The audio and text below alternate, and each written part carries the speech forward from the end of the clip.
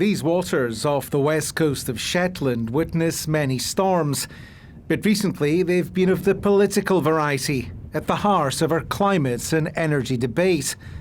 Amid protests and political pressure, Shell announced it was pulling out of plans to develop the Cambo oilfield here. It was just weeks after the UN COP26 climate conference in Glasgow.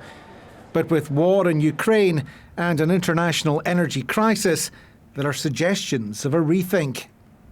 The situation has changed with respect to security of supply.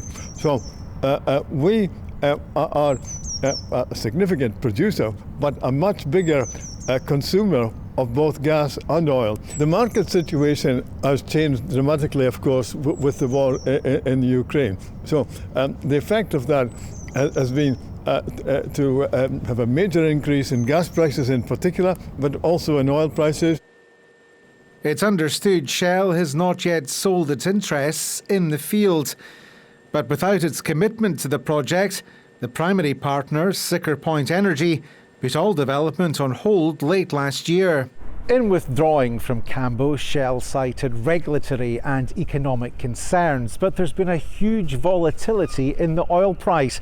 Then it was around $70 a barrel.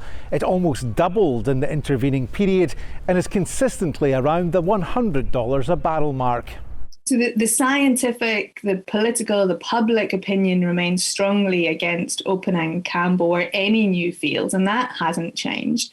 What has changed in the last few months is the oil price has gone up, and we're all feeling that because we feel it at the petrol pumps. We're seeing our energy bills soaring. It is suggested that Shell are looking again at this now because there's more money for them to make off this. The UK government will outline its new energy policy next week.